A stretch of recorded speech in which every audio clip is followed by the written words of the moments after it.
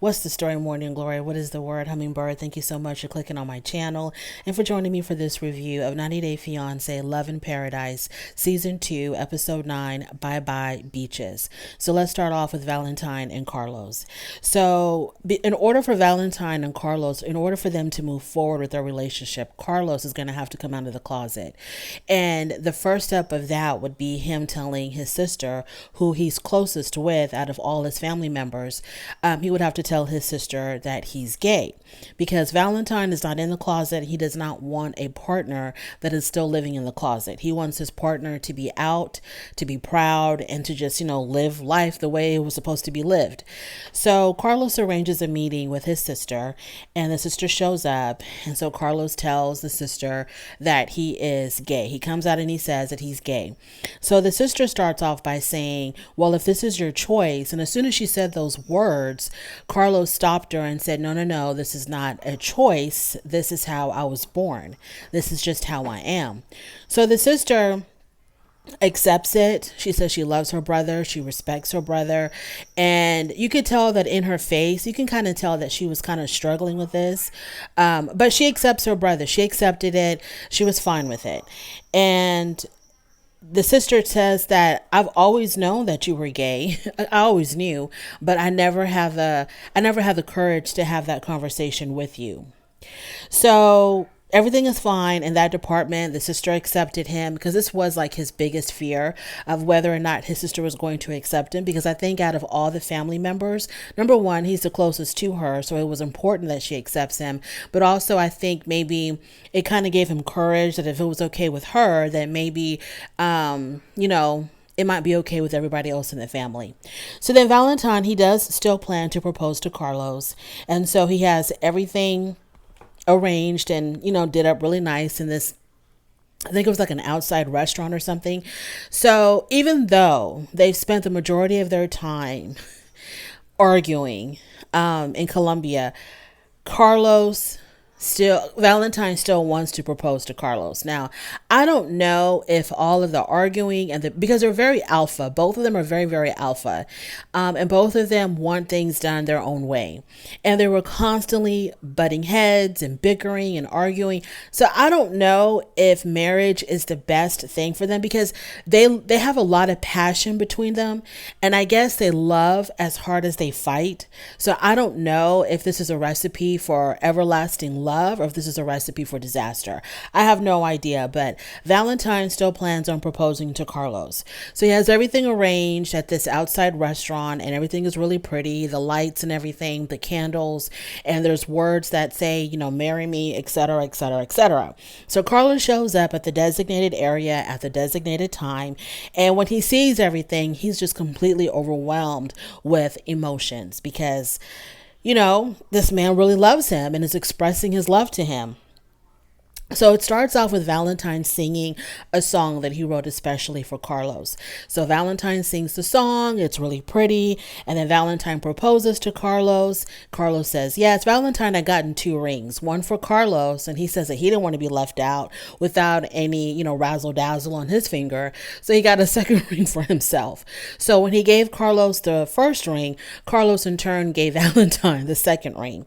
So Valentine also surprised Carlos with having Carlos's sister there, and his cousin was also there. So it was a really beautiful moment, with, family members and everything else. So it was a really beautiful moment. Valentine says that he is still wanting to apply for the K1 visa. I think Carlos even brought this up to his sister, that there was this possibility that he may be moving to the United States. And the sister was like, not happy about that. She doesn't want her brother to go away. By the way, I forgot to mention that when he came out to his sister, he also had introduced Valentine as his partner. So the sister was already aware that Valentine and Carlos were together, and that, Carlos is eventually, I guess, going to be moving to the United States with Valentine if everything goes well. Carlos is still worried, though, about Valentine's polyamorous lifestyle. Now, when their segment ended, it ended with Valentine leaving Colombia and going back to the United States. And so Carlos was worried that when Valentine returns to the U.S., if, he might find another partner, because He says he's polyamorous. He says that's his lifestyle and he's not going to change for nobody. So that's still in the back of Carlos's mind. But for right now, let us just relish in the moment of Carlos and Valentine being engaged, and let's keep our fingers crossed that everything works out for them. Now, I would love to see Carlos and Valentine on 90 Day Fiancé before the 90 days or the regular 90 Day Fiancé franchise, because I want to see more of their journey. I'm very interested in Carlos and Valentine. And so I hope that they will bring them back for before the 90 days or the actual 90-day franchise. Moving on to Danielle and Johan. So, Danielle and Johan. Danielle has doubts about marrying Johan. She doesn't know if he's an opportunist or if he's really in this for love. Well, that's the problem, Danielle, when you want to marry someone who you've hardly spent any time with and you've known him a total for 5 months. Okay, so she's not really sure what's going on there. What bothers her is that Johan is insistent on living in the United States. And of course, the United States, that means New York, because that's where she lives, in New York. And she does not want to go back to New York after she gets married. She wants to start a new life with Johan in the Dominican Republic. She is over New York. So Johan, though, he still wants to live in America. So that right there, there's a huge question mark of what is going to be their final destination. Is it going to be the DR or is it going to be back home in New York? She is going to try to push the DR as much as she can, but we'll see how that works out. So Danielle calls one of her friends. So this is the day before she gets married. And so she wanted to do something very traditional, which is where, the bride and the groom don't see each other until their wedding day. So she has gotten another room for Johan so that they don't have to see each other, whatever. And I'm like, girl, everything about this is so untraditional. So why are you insisting on having this one little type of this one little traditional aspect? And I understand that because of it being so untraditional, she probably wants to have one tiny thing that makes it like a traditional wedding. I understand that, but spending the night in separate rooms, I'm just kind of like, what was the point? Y'all have been in the same bed every single day since you've arrived. So anyways, whatever. So when they are in their separate rooms, she has a chance to call one of her friends and ask for advice because, she's having all of these doubts about Johan. And the friend says, look, do what you want with Johan, but just don't marry him. I don't understand why you are rushing to get married to him. Live in New York, live in the DR, do whatever the hell you want to do. Spend your time with him. Keep him in your life as your boyfriend, but just don't marry him so soon. And Danielle says that the reason why she's rushing to get married, as we've discussed before, is she wants to have a baby with him. And she wants to have a baby in a traditional way, where mom and dad are married and living together and raising the child together. That is what she wants. Once again, I'm just kind of like, I don't know. I don't think it really makes a difference if she gets married or not. I really don't think it makes I don't think it makes a difference. The whole thing to me is just bananas. I think she should try to get to know him more. She needs to spend more time getting to know him. So if I was her friend, I would have said the same thing. Don't get married. Don't rush to have a baby for sure. Please don't rush to have a baby, but just try to get to know each other better because she doesn't even know if he's in this for the right reasons. And if she spends more time with him and letting the relationship develop, then she'll eventually find out, exactly what's what. But, these people, they don't really think logically. So they sleep in separate rooms and, before they separated, though, they did get into an argument the night before about where they will live. And this is where I guess, whatever. They don't know where they want to live, whether it's going to be the DR or New York. So the next day, they have a discussion. And she wants to know, are you in this for love or what? As if he's going to tell her, no, I'm not in this for love. I'm in this for my own, opportunistic reasons. He's not going to tell her that. So you asking him straight out the day before that y'all are supposed to get married is stupid because he's not going to tell you the truth, sweetheart. He's just going to tell you what you want to hear. So why don't you just spend the time? I understand it's going to take longer and you're not going to get what you want right away, but give it time. Spend the time to get to know each other. But anyways, he tells her, yes, I'm in it for love. I love you. I'm in love with you. I can't wait to marry you. So all of a sudden she feels reassured. That's all he had to do was just tell her, I love you. And she's like, oh, okay. He's in here. He's in it for the right reasons. So she says she's going to go with her gut instinct, and her gut instinct is telling her that Johan is in it for the right reasons. And so they're going to go ahead and get married. And they did get married on the beach. So Danielle is leaving, but she says she's going to come back in a month. And when she comes back, she's going to spend the whole summer with him. And while she's spending this whole summer with him, she's going to try to convince him to live in the DR and not move to the United States. So that's going to be interesting. And I hope that we get to see that unfold as well. Before she leaves, though, she takes a pregnancy test. Now, keep in mind, she's been in the DR for 2 weeks. 2 weeks. But she's going to take a pregnancy test. So she takes this pregnancy test. There's a whole lot of drama around the anticipation of the results. And so she gets the results, and the results are negative. And she's really disappointed because she knows how much Johan really wants to have a baby and how excited he was when she took the pregnancy test, because there was that possibility that she could be pregnant. And so then she says something which I thought was kind of strange. She says, because, the results were negative, and like he didn't understand, I guess to her, he didn't understand why they would be negative, because, they've been, going at it so much in this 2-week period.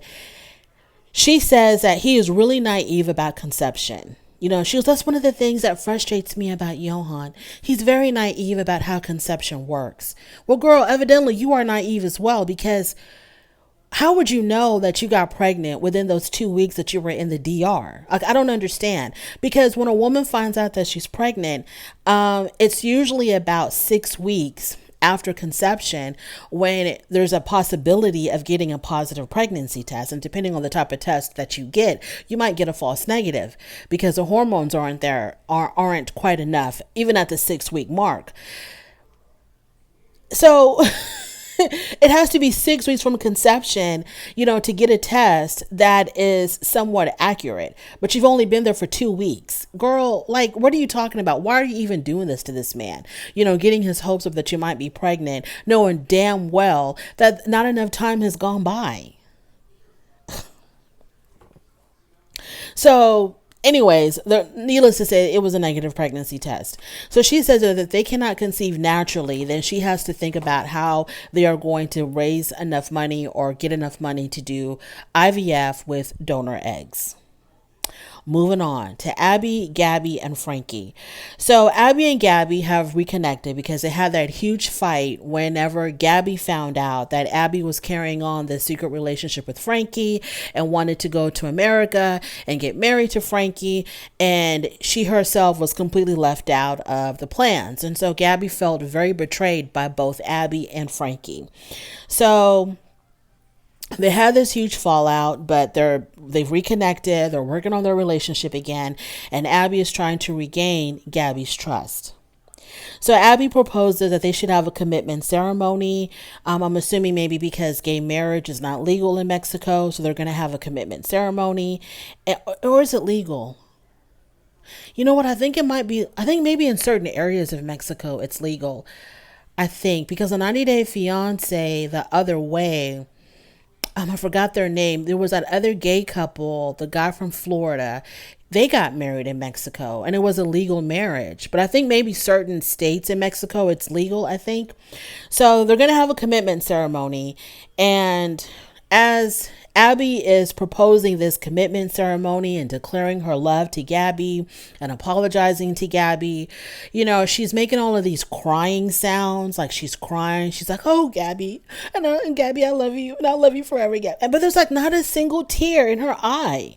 Not a single tear. So this whole Abby and Gabby and Frankie storyline, I don't know if this stuff is real. I feel like it's a little telenovela inside 90 Day Fiancé, Love Island. It's kind of like, is it Love Island or whatever it is, Love in Paradise? It's kind of like, okay, we have reality, and then we're going to take a break and give you this little telenovela with Abby, Gabby, and Frankie. Anywho, so they're going to have a commitment ceremony.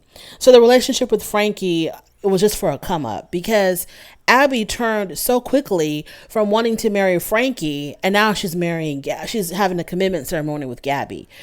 So her feelings for Frankie were never real. It was just for a come up. So back home in the United States, we are with Frankie. His homeboy Rodney comes over, and Rodney tells him about his trip to Mexico. So Frankie didn't go because he says it did not feel right to interfere with Abby and Gabby's relationship. He says that he is not a homewrecker. He's not a homewrecker. And so how is it going to look for him to just, steal Abby away from Gabby? So that's why he didn't. Okay, that's fine, Frankie. If you had a change of heart about the whole situation, that's fine, sweetheart. But you should have told them. You should have called him up and said, hey, I'm not going to come because what we're doing is not right, and I don't want to interfere with a happy home. But he never even called them because they kept on waiting for him to show up, and he never showed up, and he didn't call. He didn't send a message, a smoke signal, nothing. So Frankie says that if Abby left Gabby for him, then she would do the same thing to him. So he's beginning to have doubts about Abby's loyalty and how genuine she was. Because he's like, if she can leave Gabby, her girlfriend of 10 years, then she can easily leave me too for somebody else.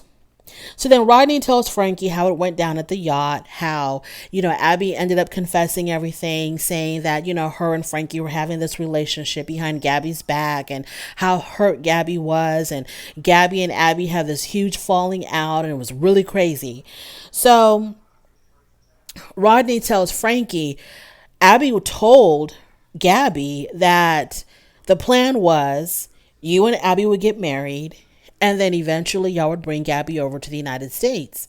That's what she told Gabby. And Frankie was like, that was never the plan. Gabby was never a part of our plans. The whole plan was for me and Abby to get married because, we were in love and we were going to get married, and that was going to be that. And there was going to be no more Gabby anywhere. So he also tells Frankie that Abby and Gabby had a commitment ceremony and that he was also there. And this is where Frankie felt betrayed because Abby had recommitted to Gabby so quickly.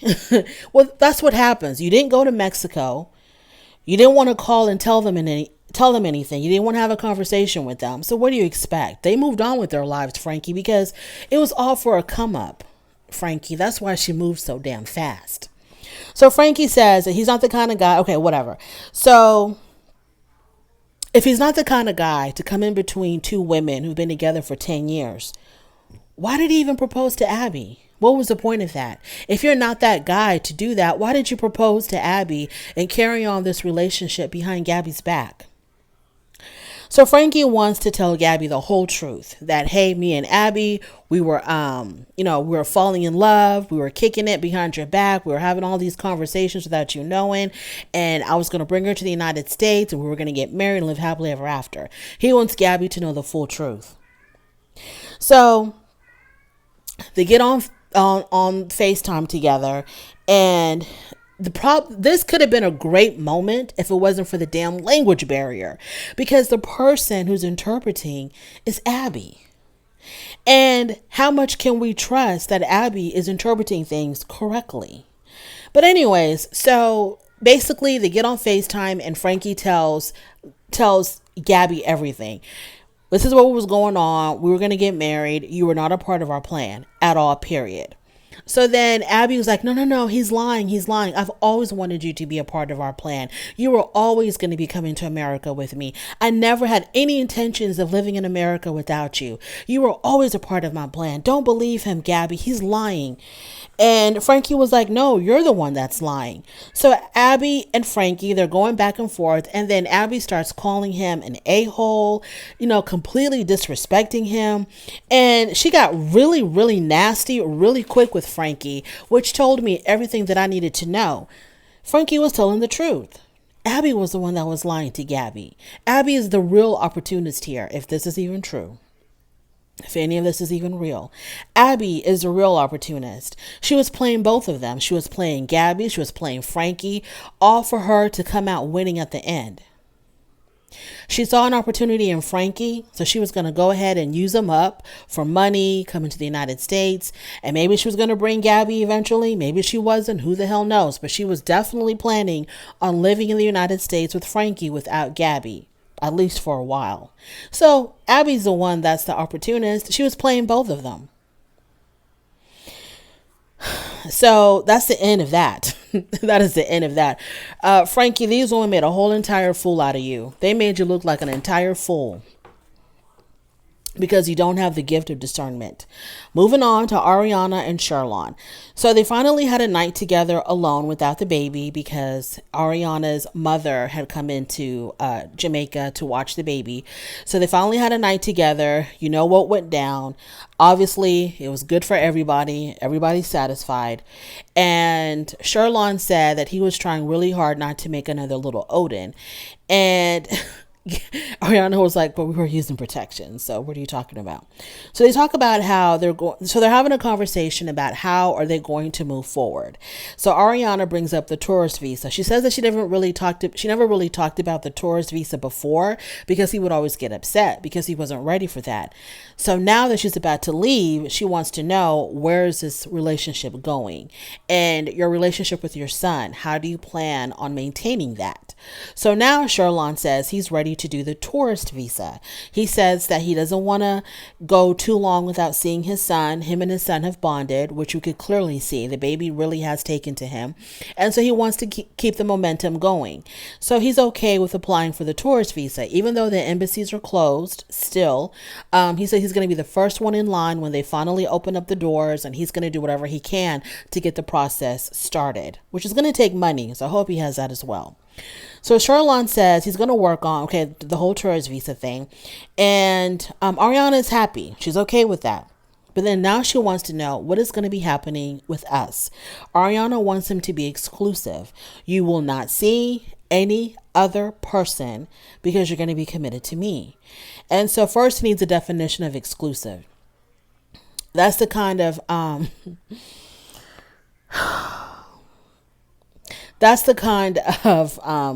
man that you're dealing with. So first he's asking her, what do you mean by exclusive? And so she explains to him, you don't see anybody else, period. I'm the only woman in your life. And so he's like, well, I'm going to process this and then I'll let you know later. Okay. So Ariana says, no, I want an answer right now because every time I let you have your way, then nothing ever gets resolved. So you're going to give me an answer right now.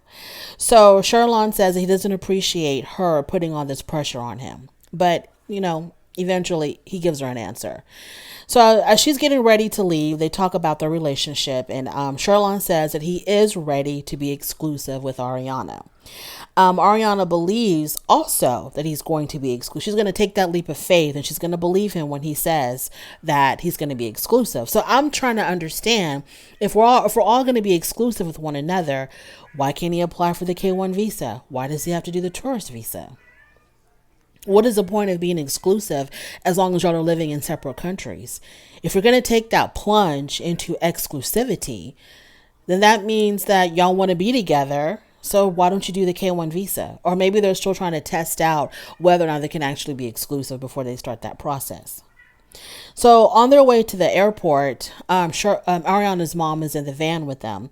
And Ariana tells her mom that her and Sherlon are going to stay together and they're going to be exclusive. And Sherlon tells Ariana's mother that he's never been exclusive before in his life, but he's willing to give it a try now. So I'm thinking to myself, then you're going to need to quit working at that swingers resort if you're trying to be exclusive, because you have a weakness for women. We wouldn't expect an alcoholic to work in a bar. So we can't expect Sherlon, who has a weakness for women, especially beautiful, naked women running around. We cannot expect him to remain exclusive to Ariana if he's working at a swingers resort. So he needs to find a job at a grocery store or at a church or something, so that he is not tempted to break his exclusivity with Ariana. Good luck, girl. Ariana, good luck. in Sherlon maintaining his commitment to you while y'all are living in different countries, and he'll have no idea what the hell and you'll have no idea what the hell he's doing in Jamaica. Good luck. Thank you so much for joining me in this review. I really do appreciate it. On your way out, please do not forget to rate the video. If you like this content, go ahead and subscribe, and I'll definitely talk to you later. Bye.